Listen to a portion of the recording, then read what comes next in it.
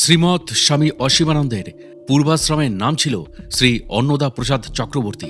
স্বামীজির গুরুদেব শ্রী শ্রী কিরণচাঁদ দরবেশজি মহারাজ দেহে থাকাকালীন অবস্থাতেই অন্নদা প্রসাদকে বারবার তার নিজের জীবনের কথা লিখতে বলেছিলেন। এই উদ্দেশ্যেই বাংলা 1348 সালের কালী পুজোর দিন তিনি নিজের হাতে একটি খাতা বাঁধিয়ে দেন। আসলে দরবেশজির তাগিদেই অন্নদা প্রসাদ চক্রবর্তী বা পরবর্তীকালের স্বামী অসীমানন্দ তার নিজের জীবনের কথা লিখতে শুরু করেন। অন্নদার জন্মের আগেই তার বাবা ও মা তীর্থ পর্যটনের সময় দরবেশজির সংস্পর্শে আসেন, প্রথমে পুরীতে ও পরে কাশীতে। সে সময় থেকে দরবেশজির সঙ্গে অন্নদার বাবা যুগল কিশোরের পত্রে যোগাযোগ ছিল। সেই পত্রগুলি ছিল অন্নদার সমগ্র জীবনের দলিল। পরবর্তীকালে অন্নদার রাজনৈতিক জীবনে পুলিশ যখন তার আশ্রম বাড়ি ধ্বংস করে দেয়, তখন এই সমস্ত চিঠিপত্র দুর্ভাগ্যক্রমে নষ্ট হয়ে যায়। অন্নদা নিশ্চয়ই জানতেন ওই সমস্ত চিঠিপত্রে তার সম্বন্ধে কি লেখা ছিল, কিন্তু আত্মজীবনীতে এই সম্বন্ধে তিনি কিছুই উল্লেখ করে যাননি। তাই কে এই দরবেশজি, কে অসীমানন্দ, কি তাদের যুগ যুগান্তরের সম্বন্ধ, এই সমস্ত আধ্যাত্মিক অলৌকিক প্রশ্নের উত্তর কালের গর্ভেই তলিয়ে যায়। অন্নদার পিতামহ নীলকণ্ঠ চক্রবর্তী ছিলেন মহান শৈব সাধক। তার বাবার নাম ছিল যুগল কিশোর এবং মায়ের নাম ছিল রজনী দেবী। বিয়ের সময় যুগল কিশোরের বয়স ছিল 11 বছর এবং রজনী দেবীর বয়স ছিল মাত্র 9 বছর। তাদের বিয়ের 11 বছর পরেও কোনো সন্তান না হয় তাদের কয়েকজন কুটুম্ব নীলকণ্ঠ চক্রবর্তীকে প্রস্তাব দেন যুগল কিশোরকে আবার বিয়ে দেওয়ার জন্য, যাতে তিনি নাতির মুখ দর্শন করতে পারেন। তার উত্তরে পিতামহ বলেন, মাফ করবেন, একজন নিরপরাধিনী নারীর চোখের জলের বিনিময়ে আমি পৌত্রের মুখ দর্শন করতে চাই না। স্ত্রী থাকতে পুরুষের দ্বিতীয় বিবাহকে আমি পাপ বলে মনে করি। সেদিন ছিল শিব চতুর্দশী। পিতামহ তখনই রজনী দেবীকে ডেকে বলেন, আমি জানি না কেন আজও তোমার সন্তান হয়নি। তোমরা আজই তীর্থযাত্রায় বেরিয়ে পড়ো, সমগ্র ভারতের তীর্থ রেণু নিয়ে এসো। আমি বলছি, আজ থেকে ঠিক 2 বছর পরে এই শিব চতুর্দশীর দিনেই তোমার পুত্র সন্তান জন্ম নেবে। তাদের দুজনকে আশীর্বাদ করে পিতামহ বললেন, সর্বদাই ইষ্টমন্ত্র জপ করতে করতে পথ চলবে, হবিষান্ন ভোজন করবে, 4 ধাম ঘুরে কাশীতে এসে বাবা বিশ্বনাথকে পুজো করে গয়ায় বিষ্ণু পাদপদ্মে প্রণাম করে বৈদ্যনাথ ধামে এসে বিশ্রাম করবে। তারপর বাড়ি ফেরো। পথে অনাথ আতুরদের সাধ্যমতো সেবা করতে ভুলো না। আগে তোমরা জগন্নাথ ধামের উদ্দেশ্যে রওনা হও। তাঁর আদেশ শিরোধার্য করে যুগল কিশোর ও রজনী দেবী সেই দিনই অর্থাৎ বাংলা 1308 সালের শিব চতুর্দশীর দিন তীর্থযাত্রায় বেরিয়ে পড়লেন। 4 ধাম ঘুরে যেদিন তাঁরা কাশীতে এসে পৌঁছালেন, সেদিনও ছিল শিব চতুর্দশী। কাশীতে তাদের কিছুদিন থাকার ইচ্ছা ছিল। হঠাৎ একজন সাধু বাবাকে বললেন, এখানে ওখানে কেন ঘুরে বেড়াচ্ছ, বাড়ি চলে যাও। বাবা বিশ্বনাথ তোমাদের ওপর খুব প্রসন্ন হয়েছেন। সেই দিনই তাঁরা রওনা দিলেন গয়ার পথে। সেখানে এসে বিষ্ণু পাদপদ্মে প্রণাম করে তাঁরা বৌদ্ধ গয়া আসেন। সেইখানে বুদ্ধমূর্তির দর্শন করতে করতে রজনী দেবী অজ্ঞান হয়ে পড়েন। পরে ব্রহ্মজনী পাহাড় ও আকাশগঙ্গায় মহাত্মা রঘুবর দাস বাবার আশ্রম দেখে তাঁরা বৈদ্যনাথ ধামে আসেন। এখানে এসে তাঁদের মনের অবস্থা এমন হলো যে তাঁদের আর বাড়ি ফেরার ইচ্ছা রইল না। মন্দিরের প্রাঙ্গণেই তাঁরা দিন কাটাতে লাগলেন। হঠাৎ একদিন ভোরবেলায় মন্দিরের দরজায় একটি সুন্দর ছেলে রজনী দেবীকে ডেকে বলল, আমার বড্ড খিদে পেয়েছে, কিছু খেতে দে। তাই শুনে বাবা তাড়াতাড়ি খাবার নিয়ে এসে মায়ের হাতে দিতেই ছেলেটি অদৃশ্য হয়ে গেল। তারা ভাবলেন এটা কি স্বপ্ন। তখন দেখলেন দরজার কাছে একটি পেঁড়া পড়ে আছে। পরমানন্দে সেটি তারা দুজনে গ্রহণ করলেন। তারপর থেকেই তাদের সমস্ত ভ্রান্তি ক্লান্তি একেবারেই উধাও হয়ে গেল। 2 চোখ দিয়ে জলের ধারা নামল তাঁদের। মন্দির প্রাঙ্গণে তাঁরা লুটাতে লাগলেন। সব শুনে পাণ্ডারা তাঁদের গলায় 2টি প্রসাদী মালা পরিয়ে দিয়ে বলেন, তোমরা ভাগ্যবান। তারপর তারা বাড়ি ফিরে এলেন বাংলা 1310 সালের 1 বৈশাখ। ঠাকুরদাকে প্রণাম করতেই তিনি অশ্রু সজল চোখে তাদের আশীর্বাদ করে বললেন, আমি আসনে বসে দেখেছি তোমরা আসছো। তীর্থযাত্রায় বেরিয়ে তার বাবা ও মায়ের যেসব লৌকিক ও অলৌকিক উপলব্ধি হয়, তার মধ্যে বিশেষভাবে উল্লেখযোগ্য ঘটনা পুরীতে ভগবান শ্রী শ্রী বিজয়কৃষ্ণ গোস্বামী বা গোসাইজির কৃপালাভ। পুরী থেকে তারা গোসাইজির একটি ছবি সঙ্গে করে নিয়ে আসেন। রোজই তারা এই পটে পুজো করতেন, কিন্তু পটটি গোপনে রাখতেন। এর কারণ তখনকার দিনে বংশানুক্রমে কুলগুরু প্রথা চালু ছিল। কুলগুরু রোষ থেকে বাঁচতে তারা পটটি গোপনে রাখতেন। ঠাকুরদাও রোজ গঙ্গা মাটিতে তৈরি শিব পূজা শেষ করে এই ছবির গায়ে বেলপাতা দিয়ে পুজো করতেন। তিনি বলতেন, মা, এই সাক্ষাৎ মহাদেবকে পূজা না করলে এখন আর তৃপ্তি হয় না। রজনী দেবী এই পটের সঙ্গে কথা বলতেন আর যে কোনো কাজে তার নির্দেশ নিতেন। এই অমূল্য ছবিটিও রামচন্দ্রপুর আশ্রম তল্লাশির সময় পুলিশ নষ্ট করে ফেলে।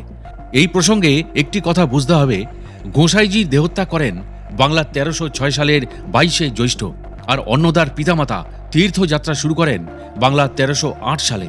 কাজেই বোঝা যায় যে গোসাইজির অপ্রাকৃত কৃপা বা দীক্ষা তাঁরা লাভ করেছিলেন পুরীতেই। তীর্থ থেকে ফিরে 10 মাস রজনী দেবী তপস্বিনীর জীবন যাপন করলেন। তারপর আসে বহু প্রতীক্ষিত সেই শিব চতুর্দশীর বাংলা 1310 সালের 3রা ফাল্গুন। প্রতিবারের মতো এদিনও ঠাকুরদা, বাবা ও মা সকলেই উপোস করেছিলেন। ঠাকুরদা প্রহরে প্রহরে শিব পূজা করছেন। তৃতীয় প্রহরে পূজা শেষ হতেই রজনী দেবী চমকে উঠলেন। কেমন একটা অভূতপূর্ব আনন্দের শিহরণ বয়ে চলল তার সারা শরীরে। ঠিক সেই সময় ঠাকুরদা তাকে বলে উঠলেন, মা, শীঘ্র প্রসূতি আগারে যাও, তোমার প্রসবকাল উপস্থিত। রজনী দেবীও আর কাল বিলম্ব না করে গোসাইজির পটখানি বুকে নিয়ে প্রসবাগারে চলে গেলেন। ভোর ঠিক 4:04 মায়ের কোল আলো করে এই ধরাধামে অবতীর্ণ হলেন মহান সাধক, যুক্ত যোগী, আমাদের সকলের পরিত্রাতা অন্নদা প্রসাদ তথা স্বামী অসীমানন্দ। জন্মের পরেই ঠাকুরদা ছুটে গিয়ে তার প্রিয় বন্ধু শৈব সাধক হর্ষ আচার্যকে ডেকে এনে নবজাতককে দেখার জন্য সূতিকাগারে প্রবেশ করলেন। তারা দেখতে পেলেন সেখানে এক জটা সংস্ত্রমণ্ডিত সাধু দাঁড়িয়ে আছেন। তাকে প্রণাম করতেই রজনী দেবী বললেন, বাবা, দেখলে তো আমার পটের ঠাকুর, অর্থাৎ গোসাইজি সব সময় আমার কাছে রয়েছেন। আমি তাঁরই চরণে আমার আগের প্রতিশ্রুতি মতো আমার ছেলেকে উৎসর্গ করে দিয়েছি। রজনী দেবী আরও বললেন, আশীর্বাদ করুন, আমার ছেলে যেন গরিব হয়, কিন্তু তার মন যেন কখনো ছোট না হয়, বিষয়ের বিষ যেন কখনো তাকে স্পর্শ না করে। ঠাকুরদা চোখের জলে ভেসে বললেন, তাই হবে মা, আমার শিবও ভিখারি, তোমার ছেলেও ভিখারি হবে। সঙ্গে সঙ্গে হর্ষ আচার্য বলে উঠলেন, তুমি এমন কথা বলে ফেললে, তোমার কথা তো মিথ্যা হবে না। তোমার একমাত্র নাতি সে ভিখারি হবে? উত্তরে ঠাকুরদা বললেন, ভিখারি হওয়াই ভালো, আমার বংশে কেউ যেন কখনো বিষয়ী না হয়। জন্মের ঠিক পর মুহূর্তেই তাঁদের গৃহে কোথা থেকে আগমন হয় বহু সাধু সন্ন্যাসীর। তাঁরা নবজাতককে দর্শন করে প্রাণ ভরে আশীর্বাদ করলেন ও নিজেদের জায়গায় তারপর ফিরে গেলেন। ঠাকুরদা তাদেরকে নতুন কাপড় দিয়ে সম্মানিত করলেন। কে তাঁরা, কোথা থেকে তাঁরা এই নবজাতকের প্রসবের সংবাদ পেলেন, কেনই বা তাকে দেখতে এলেন ও নিঃশব্দে ফিরেও গেলেন, এই সমস্ত রহস্য কিন্তু অজ্ঞাতই থেকে গেল। এ তো গেল লৌকিক দৃষ্টিতে অসীমানন্দের অপূর্ব জন্মবৃত্তান্ত। কিন্তু এই জন্ম রহস্যের নেপথ্যে আরও যে অত্যাশ্চর্য ব্যাপার বা অলৌকিক ঘটনা লুকিয়ে আছে তা অবিশ্বাস্য মনে হলেও কিন্তু সত্য ছিল। অন্নদার গুরুদেব দরবেশজি মহারাজ পরবর্তীকালে রহস্য মিশ্রিত ভাষায় বলেছিলেন, কোথায় সে নীলকণ্ঠ পাহাড় আর কোথায় এই রামচন্দ্রপুর গ্রাম। এই সম্বন্ধে স্বামী অসীমানন্দের শিষ্য সম্প্রদায়ের গুরুভ্রাতা প্রখ্যাত লেখক শ্রী বিভূপদ কীর্তি গুরুজির মুখ থেকে শুনে তার অসীমায়ন গ্রন্থে যা লিখেছেন তা হল, নীলকণ্ঠ পাহাড়ের মহাতপস্বী আনন্দ দৈব নির্দেশে ও নিজ গুরুর সাক্ষাৎ আদেশে সমাধিযোগে দেহত্যাগ ও দেহান্তর গ্রহণ করলেন। সেই একই দিনে স্থানকালের সমস্ত ব্যবধান অতিক্রম করে আনন্দই ভূমিষ্ঠ হলেন রামচন্দ্রপুর গ্রামে আগের জন্মের স্মৃতি নিয়ে। পরবর্তীকালে অসীমানন্দজি নিজেও অনেককে ঋষিকেশের কাছে নীলকণ্ঠ পাহাড়ে কোথায় তার পূর্বজন্মের আসন ছিল তা দেখিয়েছিলেন। 1968 সালে অসীমানন্দজি 54 জন ভক্ত সহ কেদারবদ্রীর পথে হরিদ্বারে আসেন। সেখানে একদিন তিনি তার সন্ন্যাসী শিষ্য স্বামী দ্বিজেশানন্দকে সঙ্গে নিয়ে নীলকণ্ঠ পাহাড়ে নিজেদের পূর্বজন্মের তপস্যা স্থল তাকে দেখিয়ে জিজ্ঞাসা করেছিলেন সেখানে সে আশ্রম করতে চায় কিনা। বিশিষ্ট গুরুভ্রাতা শ্রদ্ধেয় শ্রী ক্ষিতীন্দ্রনাথ পাঠকের মুখে শোনা যায় তিনি এমটেক পড়ার সময় তার পুরো পরিবারের সঙ্গে রুরকিতে বাস করতেন। এই সময় সেখানকার এক অতি প্রাচীন মহাত্মা তাঁদের বাড়িতে আসতেন। স্থানীয় লোকেদের মতে তার বয়স কত ছিল কেউ জানত না। ছোটবেলা থেকেই তাদের অনেকেই সাধুকে একই রূপে দেখে আসছেন। সেই সাধু ক্ষিতীন্দ্রবাবুর বাড়িতে গুরুজির ফটো থেকে মন্তব্য করেন, এ ফটো তোমরা কি করে পেলে? ইনি তো নীলকণ্ঠ বাবা। একসময় দরবেশজি নিজে অন্নদাকে বলেছিলেন কেমন করে তিনি এবং গোসাইজি তার আত্মাকে এনে স্থাপন করেছিলেন শিব চতুর্দশীর গম্ভীর নিশীথে, চতুর্দশী ও অমাবস্যার সন্ধিক্ষণে। গোসাইজির দেহত্যাগের পর দরবেশজি বড়ই বিচলিত হয়ে পড়েন। কিভাবে তিনি গোসাইজির দর্শন পাবেন এই চিন্তায় তিনি ব্যাকুল হয়ে পড়েন। এই সময় একদিন রাতে তিনি স্বপ্ন দেখলেন যে গোসাইজি তাকে ডাকছেন। পরদিন রাতে আবার স্বপ্ন। গোসাইজি তাকে বলেন আগামী শিব চতুর্দশীতে ঋষিকেশে নীলকণ্ঠ পাহাড়ে আমার সাথে তোমার দেখা হবে। সেই অনুযায়ী দরবেশজি কাশী, এলাহাবাদ, হরিদ্বার হয়ে শিবরাত্রির পূর্বেই ঋষিকেশে লক্ষ্মণ ঝোলায় পৌঁছান। এর পরের ঘটনা 1938 সালের মন্দির পত্রিকায় প্রকাশিত দরবেশজির নিজের লিখিত বিবরণী থেকে জানা যায়, লক্ষ্মণ ঝোলায় পৌঁছালাম, সন্ধ্যা হয়ে এসেছে। আমি ভাবছি এখন কোথায় যাব। কলকল নাদে গঙ্গা প্রবাহিত হয়ে চলেছে, তার কাছে দাঁড়িয়ে আছি। গুরুদেব, তুমি কোথায়? কিভাবে তোমার কাছে যাব? চারিদিক অন্ধকার ঘনিয়ে আসছে। আমি গঙ্গার তীরে বসে বসে বিভিন্ন চিন্তায় তন্ময় হয়ে গেলাম। গোসাইজির ধ্যান করতে করতে আমার মন যেন কোন এক অজ্ঞাত লোকে চলে গেল। হঠাৎ কার স্পর্শে আমি চমকে উঠলাম। এ কি গুরুদেব, তুমি? তার প্রত্যক্ষ দর্শন পেয়ে তাঁর চরণে লুটিয়ে পড়লাম। গোসাইজি হাতের ইশারায় তাকে অনুসরণ করতে বললেন। আমি স্বপ্নে না জাগরণে আছি সে বোধ ছিল না। কোথায় যাচ্ছি, কিভাবে যাচ্ছি কিছুই বুঝতে পারছি না। যন্ত্রের ন্যায় অগ্রসর হয়ে চলেছি। এইভাবে তাকে অনুসরণ করে একটা গুহায় এসে পৌঁছালাম। সেখানে পৌঁছে তিনি আমায় বসার জন্য ইশারা করলেন। গুহায় অনেক সাধু বসেছিলেন, তারা সকলেই নগ্ন অবস্থায় ছিলেন। গোসাইজি আমাকে বললেন, বৈজয়ারার পর এই স্থান তোমার, তোমার পূর্ব স্মৃতি জাগ্রত হোক। হঠাৎ আমার সামনে আমার পূর্বজন্মের চিত্রগুলি চলচ্চিত্রের ন্যায় প্রকাশিত হতে লাগলো। পরে গোসাইজি আবার বললেন, এই তোমার ভবিষ্যৎ। সঙ্গে সঙ্গে আমার সামনে এক অন্য দৃশ্য প্রকাশিত হলো। কিছুক্ষণ পর সেই গুহা এবং তার সামনের আঙিনা অনেক সাধুতে পরিপূর্ণ হয়ে উঠল। গোসাইজি আমাকে বললেন, এক বিশেষ উদ্দেশ্যে আমরা অন্যত্র যাচ্ছি, তোমাকেও আমাদের সাথে যেতে হবে। আমি পরমানন্দে তাঁদের সাথে যাবার জন্য রাজি হলাম। গোসাইজি বললেন, এই স্থূল দেহে সেখানে যাওয়া যাবে না, তোমার দেহ এই গুহাতেই থাকবে। যদি তোমার দেহ নষ্ট হয়ে যায় তবে তুমি আর এই নশ্বর দেহে ফিরে আসতে পারবে না। আমি বললাম, ঠাকুর, তোমার সাথে থাকলে আর এই নশ্বর জগতে ফিরে না এলেই বা কি হবে? গোসাইজি 3 বার আমাকে শরীর থেকে বাইরে আসতে বললেন। আমি অনুভব করলাম যে আমি শরীর থেকে বেরিয়ে তাঁর সাথে সাথে যাচ্ছি। সেখানে গেলাম এবং তারপর যা কিছু হলো গুরুদেব সেসব প্রকাশ করতে বারণ করলেন। যখন আমার চৈতন্য হলো আমি গুহায় একা পড়েছিলাম। এই ঘটনা থেকে বোঝা যায় যে অন্নদার জন্মগ্রহণের বিষয়ে সবচেয়ে গুরুত্বপূর্ণ ও বোঝার বিষয় হল তার গুরুদেব দরবেশজির ভূমিকা। দরবেশজির পূর্বাশ্রমের নাম ছিল শ্রী কিরণচন্দ্র চট্টোপাধ্যায়। মাত্র 17 বছর বয়সে বাংলা 1302 সালে গোসাইজির কাছে তিনি সাধন লাভ করেন। বাংলা 1306 সালের বৈশাখী কৃষ্ণা দ্বাদশীতে গোসাইজি দেহত্যাগ করেন। বাংলা 1310 সালে স্বাধীনভাবে অর্থ উপার্জনের উদ্দেশ্যে তিনি বরিশালে ব্যবসা শুরু করলেন।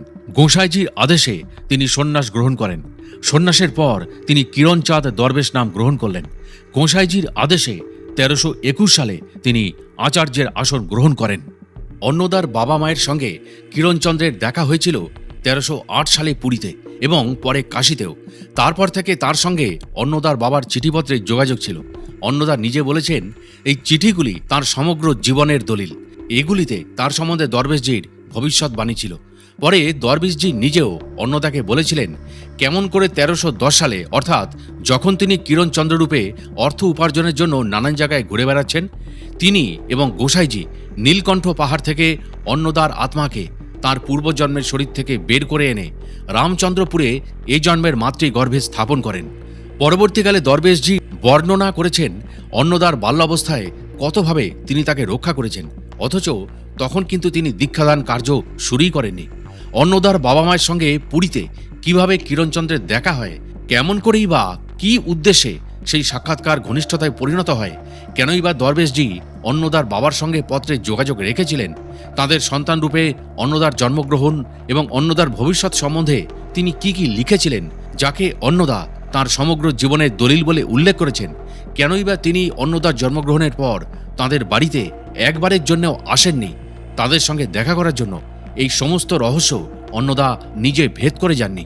যাঁরা তার ঘনিষ্ঠ সংস্পর্শে এসেছিলেন এবং পরবর্তীকালে তার জীবনের বহু ঘটনা লিপিবদ্ধ করেছেন, তারাও কেউ এই সম্বন্ধে কিছুই বলেনি।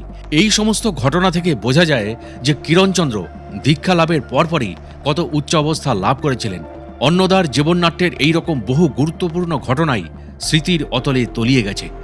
অন্নদার দীক্ষার পর তার স্বর্গগত বাবা ও মা দরবেশজির সামনে প্রকটিত হয়ে তার পায়ে অন্নদাকে সমর্পণ করে বলেন, গত জন্মে ইহাকে পুত্ররূপে পাইবার প্রার্থনা আপনার নিকট জানাইয়াছিলাম। এই শর্তে আপনি রাজি হইয়াছিলেন যে বিশ্বস্তভাবে ইহাকে আমরা রক্ষা করিব।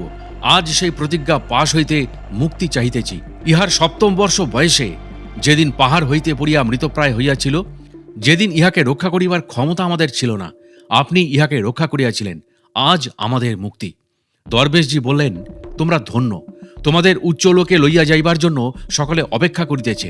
আমি আশীর্বাদ করি তোমরা মহান উচ্চলোক লাভ করো ও পুনর্জন্ম হইতে নিষ্কৃতি পাও। গোসাইজির প্রশিষ্যা মামনির কথা হয়তো অনেকেই শুনেছেন। শেষ জীবনে তিনি পুরীতে বাস করতেন এবং নিত্য লীলা দর্শন করতেন। অসীমানন্দকে তিনি বড় গোপাল বলে ডাকতেন। তাঁর সম্বন্ধে বলতে গিয়ে বিভুপদ কীর্তিকে তিনি জানিয়েছিলেন, বড় গোপালকে তার জন্মের আগে থেকেই গোসাইজি চোখে চোখে রেখেছেন, চিরদিন বুকে করে রেখেছেন। কি উদ্দেশ্যে এমনি করে লোকসেবায় জড়িয়ে রেখেছেন তা জেনেও আমার বলার উপায় নেই, কিন্তু আমার শেষ কথাটি মনে রেখো, মরদেহে এমনটি দুর্লভ। পূর্বাশ্রমের অন্নদাপ্রসাদ চক্রবর্তী বা পরবর্তীকালের সাধক স্বামী অসীমানন্দ একবার তার আসাম ভ্রমণকালে মা কামাখ্যা দেবীর অদ্ভুত অলৌকিক আধ্যাত্মিক কৃপা লাভ করেছিলেন। এই সম্বন্ধে স্বামী অসীমানন্দ নিজেই বিবরণ দিয়েছেন। 1956 সালের এপ্রিল মাসে একবার আসামের দিকে গিয়াছিলাম একজনকে সাধন দেবার জন্য। তাদের আগেই টেলিগ্রাম করে দিয়েছিলাম স্টেশনে উপস্থিত থাকার জন্য, কিন্তু পৌঁছে দেখি কেউ আসেনি। হয়তো টেলিগ্রাম পৌঁছায়নি, পথ ঘাট কিছুই চিনি না। চারিদিকে ধুধু করছে, হাতে একটিও পয়সা নেই যে গাড়ি ভাড়া করে যাব। খিদেও পেয়েছে প্রচণ্ড, অথচ একেবারেই নিরুপায়। কি আর করি, চুপ করে লামডিং স্টেশনের প্ল্যাটফর্মে একটি ভাঙা টুলের ওপর বসে নাম করছি। খানিকক্ষণ বাদে 13-14 বছরের একটি কালো বরণ বাঙালি ছেলে একখানা থালায় করে কয়েকটি রুটি ও 5 মেশালি তরকারি কাছে এনে রাখল। বলল, মহারাজ, আপনি একটু দয়া করে এগুলি গ্রহণ করুন। অবাক হয়ে তাকে জিজ্ঞাসা করি, কে পাঠালো? ছেলেটি অদূরে আঙুল দেখিয়ে বলল, ওই দিকের এক বাঙালি বাবু। বিস্মিত হয়ে ভাবতে লাগলাম, কে এই বাঙালি বাবু? আমাকে চিনলই বা কেমন করে? আর চিনলই বা যদি, খিদে পেয়েছে তা বুঝলো কেমন করে?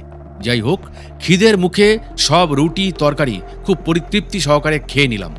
অপূর্ব স্বাদ। ছেলেটি সুমধুর কণ্ঠে জিজ্ঞাসা করলো, পেট ভরেছে তো? হেসে বললাম, হ্যাঁ, খুব পেট ভরেছে। ছেলেটি থালা হাতে নিয়ে চলে গেল।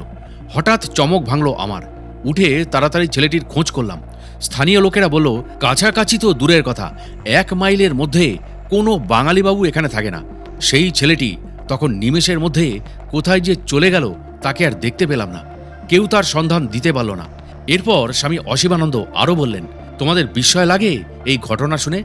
বালক বেশে নারায়ণ যার ক্ষুধার অন্ন বহন করে আনেন, তিনি রয়েছেন আমাদেরই মধ্যে। অথচ কতটুকু পরিচয় পাই আমরা তাঁর, কতটুকু আমরা তাঁকে চিনি। দ্বিতীয়বার স্বামী অসীমানন্দ আসাম যান 1956 সালের নভেম্বর মাসে। এ সম্বন্ধে তিনি পরবর্তীকালে লিখেছিলেন, 1956 সালের 31শে অক্টোবর বিশেষ কাজে আমাকে যেতে হয় মজফ্ফরপুর তপবনে। 1 নভেম্বর কালী পুজো। সেদিন দিনের বেলায় তপবনে দেখলুম অদ্ভুত এক স্বপ্ন। দেখি আমি যেন খুব উঁচু এক পাহাড়ের ওপর উঠেছি।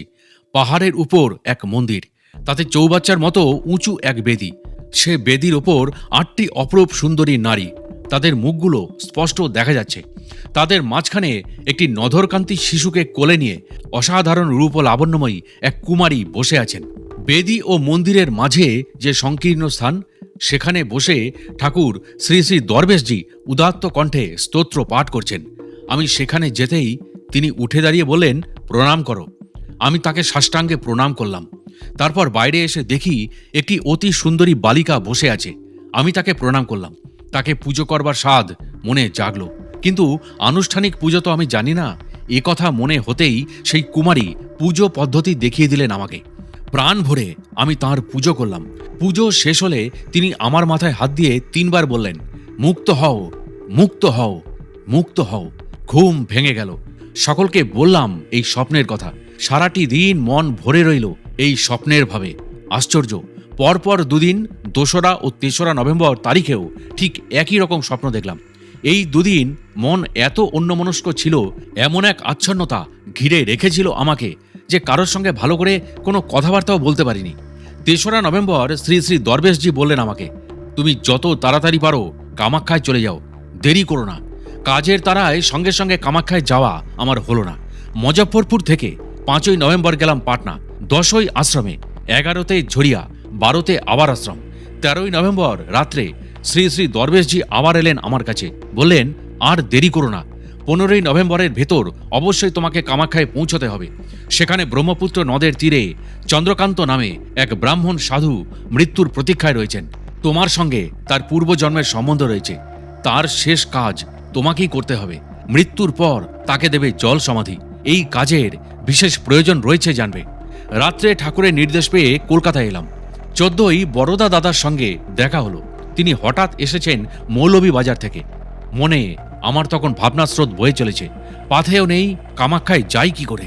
কিন্তু আশ্চর্য, 14ই নভেম্বর ললিতের বাড়িতে গিয়ে দেখি 60 টাকা কয়েক আনার একটি টেলিগ্রাম মানি অর্ডার এসেছে আমার নামে।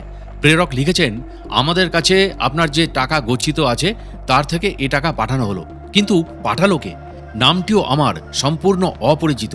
যাই হোক, আমার কাছে যে টাকা ছিল তার সঙ্গে এ টাকা যোগ করে দেখা গেল যে গৌহাটি পর্যন্ত প্লেনের টিকিট কাটা যেতে পারে। সঙ্গে সঙ্গে টিকিট কাটা হলো। সেই দিনই আরেকটি মানি অর্ডার এলো 50 টাকার। পাথেওর ভাবনা দূর হলো। পরদিন কামাখ্যা পাহাড়ের ধারে এসে দাঁড়িয়েছি, পথ চিনি না। এমন সময় দেখি একটি লোক এগিয়ে এলো আমার কাছে। আমাকে সে বলল, আপনি কি কলকাতা থেকে এসেছেন? জটাজুটো সমন্বিত গৈরিক বসনধারী এক বৃদ্ধ আপনার বোঝা নিয়ে যাওয়ার জন্য আমাকে এখানে পাঠিয়ে দিলেন। বলে দিলেন আপনাকে পাহাড়ের উপর নিয়ে যেতে। আশ্চর্য হলাম তার কথা শুনে। আমার এখানে আসার সংবাদ তো আমি কাউকে দিইনি। যাই হোক, সেই অচেনা লোকটির সঙ্গে পাহাড়ের গা বেয়ে ধীরে ধীরে উপরে উঠতে লাগলাম। পাহাড়ের দৃশ্য আমার স্বপ্নে দেখা সেই পাহাড়ের মতোই, সেই বন্ধুর পথ, সেই গাছপালা। সঙ্গীটি আমাকে নিয়ে গেল বিমলা নামে এক পান্ডার বাড়ি। পান্ডা খবর পেয়ে তাড়াতাড়ি বেরিয়ে এলেন, সাদর অভ্যর্থনা জানালেন আমাকে। তারপর আমাকে নিয়ে গেলেন দোতলার একটি ঘরে। ঘরটি আমার জন্যই পরিষ্কার করে সাজানো। পান্ডা বললেন আমাকে, আমি আপনার জন্য প্রতীক্ষা করে আছি কদিন ধরে। এও এক বিরাট বিস্ময়, কারণ পান্ডা আমার অপরিচিত। তাকে এর আগে কখনো কোথাও দেখেছি বলে মনে পড়ল না। খানিক বাদে শঙ্কর চৈতন্য ব্রহ্মচারী নামে একটি ছেলে এসে আমাকে প্রণাম করলো। চিনতে পারলাম না তাকে। ছেলেটি নিজেই তার পরিচয় দিল। বাড়ি তার মানভূম জেলার বড়বাগান গ্রামে। সে পূর্বে নাকি আমার দলের স্বেচ্ছাসেবক ছিল। আমি যখন রাস্তা দিয়ে আসি ছেলেটি দেখেই চিনতে পারে। 10 বছর ধরে ছেলেটি ওখানেই বাস করছে। পাণ্ডাদের গুরুমা উষাঙ্গিনী দেবীর জমিদারি পরিদর্শন করা তার কাজ। উষাঙ্গিনী দেবী তাকে পাঠিয়েছেন আমাকে নিয়ে যাওয়ার জন্য। কিন্তু বিমলা পান্ডা কিছুতেই আমাকে ছেড়ে দিতে চান না। আমার আর তখন বাদ প্রতিবাদ করার মতো শক্তি নেই। কদিন ধরে মুজফ্ফরপুর, পাটনা, আশ্রম, কলকাতা ও এখানকার ব্যাপার দেখে মন আমার এমন এক জগতে বিচরণ করছিল যে ক্ষুধা তৃষ্ণা বোধ পর্যন্ত আমার ছিল না। বিমলার অনুরোধে শুধু 1 গ্লাস চা খেলাম। সঙ্গের অপর্যাপ্ত খাবার দিয়ে দিলাম তার ছেলে মেয়েদের। শঙ্কর চৈতন্য আমাকে বিশ্রামের অবকাশ দিল না। বিকেলবেলা পাহাড়ের এদিক সেদিক আর মন্দিরের চারপাশ ঘুরে ঘুরে দেখালো। এই মন্দিরটি আমার সেই স্বপ্নে দেখা মন্দির। স্বপ্ন আর বাস্তব মিলেমিশে যেন একাকার হয়ে গেছে। কিন্তু পা তখন আর চলে না। দেহ তখন পরিশ্রান্ত, মন অবসন্ন। রাত্রের খাওয়া দাওয়া সেরে তাড়াতাড়ি শুয়ে পড়লাম। রাত প্রায় 2টোর সময় একটা স্বপ্ন দেখে ঘুম আমার ভেঙে গেল। কিন্তু পরক্ষণেই আবার ঘুমিয়ে পড়লাম। মনে হলো আমি যেন ধানবাদে পৌঁছেছি। সেখানে মৃত্যুশয্যায় শায়িত দিগম্বর চক্রবর্তীকে সাধন দিচ্ছি। সাধন পাওয়ার পর থেকেই তার অবস্থা ভালো হতে লাগলো। তারপর হঠাৎ দেখি ঠাকুর ও শ্রী শ্রী গোসাইজির সঙ্গে আবার কামাখ্যা পাহাড়ে এসে পৌঁছেছি। তাঁদের ইঙ্গিতে আমি পাহাড়ের সংকীর্ণ পথ বেয়ে নামতে শুরু করলাম। বিছানা থেকে খালি গায়ে উঠে এসেছি। 19শে কার্তিক, 15ই নভেম্বরের গভীর রাত। তার উপর আবার পাহাড়ের প্রচণ্ড ঠান্ডা। কোনো মতে পৌঁছালাম এসে ব্রহ্মপুত্রের তীরে। সেখানে একটি কুটিরে গৈরিক পরিহিত এক বৃদ্ধ শুয়ে আছেন। সেইখানে উপস্থিত রয়েছেন শ্রী শ্রী গোসাইজি, ব্রহ্মচারী মহারাজ আর আমার ঠাকুর শ্রী শ্রী দরবেশজি। গোসাইজি আমাকে বললেন, একে নাম দাও। আমি বললাম, তোমরাই তো রয়েছ। গোসাইজি উত্তর দিলেন, না, এখন তোমাকেই করতে হবে এ কাজ। এ কাজ এখন তোমার। তাঁর নির্দেশে সে বৃদ্ধকে আমি নাম দিলাম। নাম কানে যাওয়া মাত্র শুয়ে থাকা ব্যক্তিটি বিদ্যুৎ গতিতে উঠে বসল, বলল, আপনি এসেছেন? এই বলে সে আমাকে প্রণাম করল। চোখে তার অঝোর ধারায় বইতে লাগলো অশ্রুধারা। হর্ষ, কম্প, পুলকে পরিপূর্ণ হলো তার দেহ। মধুর হাসিতে উজ্জ্বল হয়ে উঠল তার মুখমণ্ডল, পরিপূর্ণ প্রশান্তিতে। বন্ধ হয়ে এলো তার দুটি চোখ। সঙ্গে সঙ্গে তার জীবন শেষ হলো। গোসাইজি তার আত্মাকে গ্রহণ করে সশিষ্যে অদৃশ্য হলেন, আর তাদের দেখতে পেলাম না। আমি বৃদ্ধকে তার কাপড় চোপড়ের সঙ্গে পাথর বেঁধে ব্রহ্মপুত্রের জলে টেনে নামালাম। তাকে জল সমাধি দিয়ে যখন তীরে এসে দাঁড়ালাম, তখন ভোর প্রায় 4টে। ভেজা কাপড়, তার উপর কনকনে ঠান্ডা হাওয়া এসে যেন হাড়ে বিঁধছে। ঠকঠক করে কাঁপতে কাঁপতে সেই পথ ধরে বিমলা পাণ্ডার বাড়িতে এসে পৌঁছালাম। প্রায় 1 ঘন্টা লাগলো এই পথটুকু অতিক্রম করতে। এসে দেখি ঘড়িতে তখন ঠিক 5টা।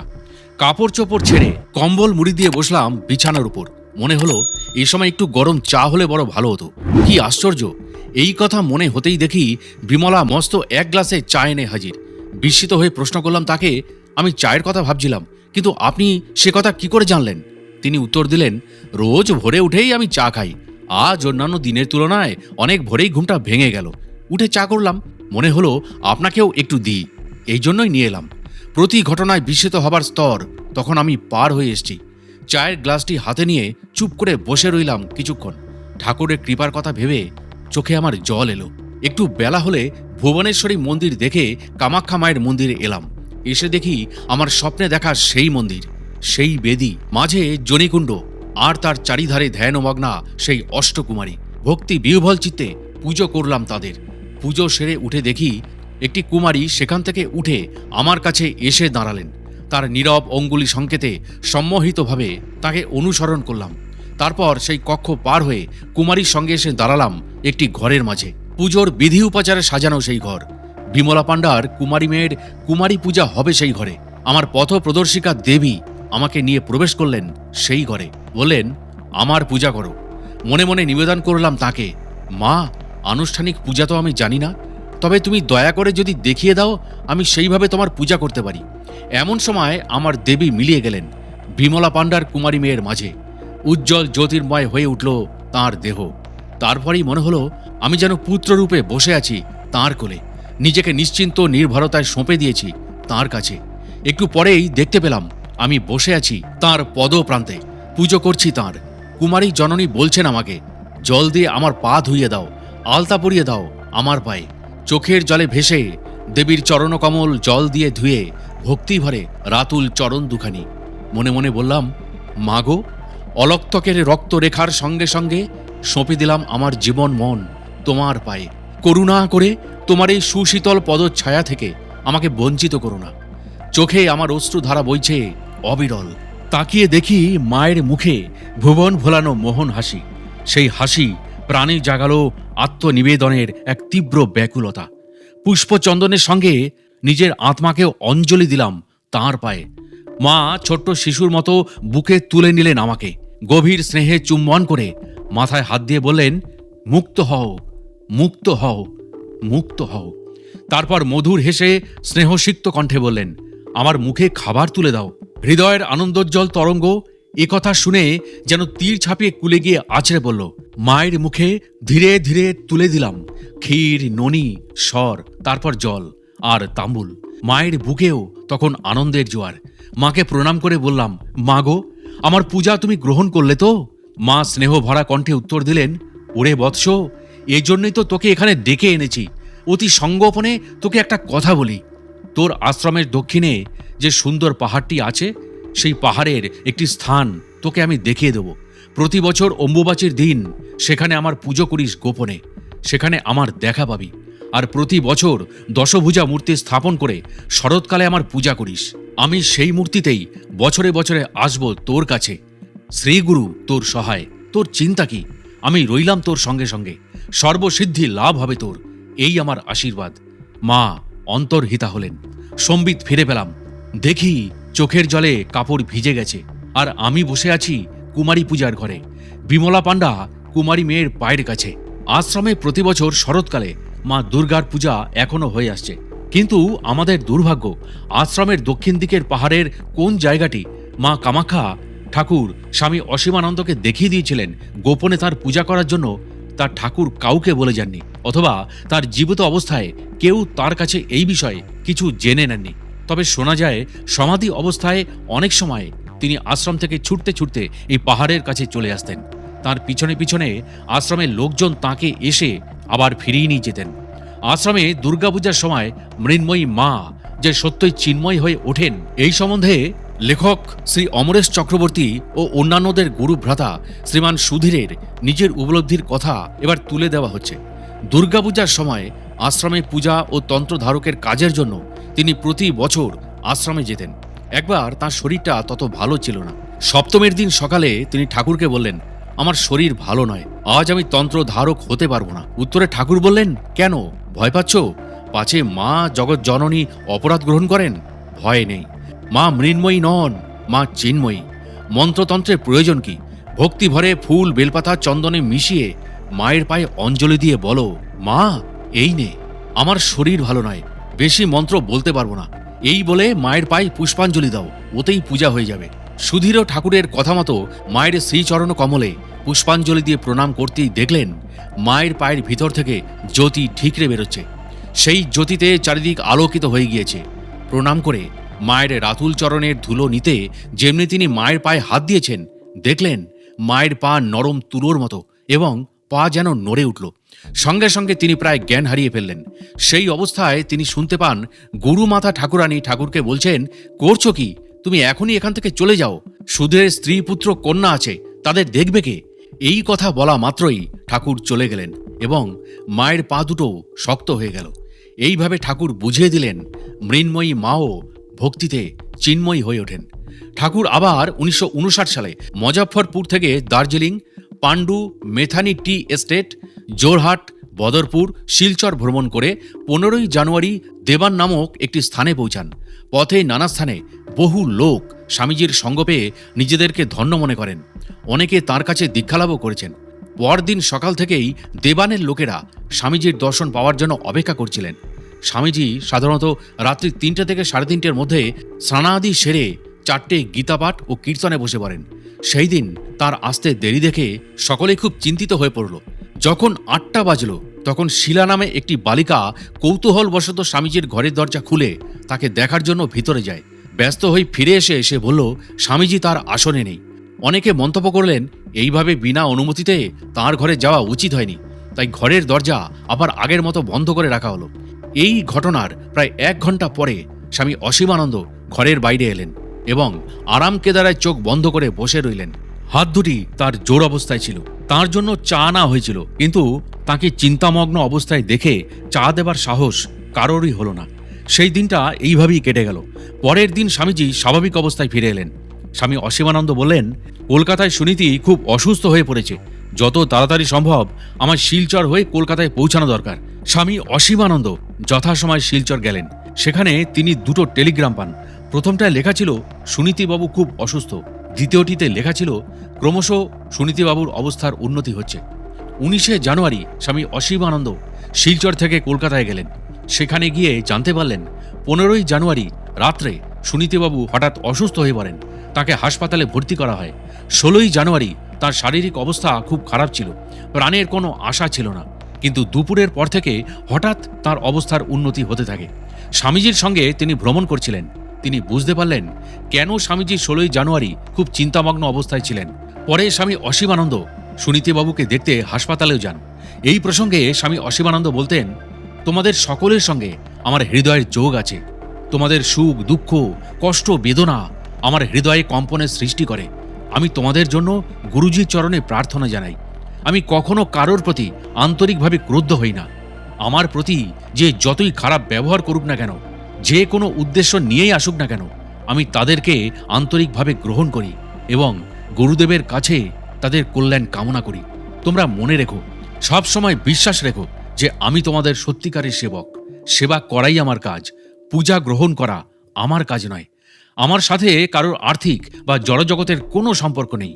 আমি প্রতি মুহূর্তে আমার অন্তরে শ্রদ্ধা, ভক্তি, প্রেম ভাব দিয়ে তোমাদের ভিতরে প্রতিষ্ঠিত আমার গুরুজির পূজা উৎসব সুসম্পন্ন করছি।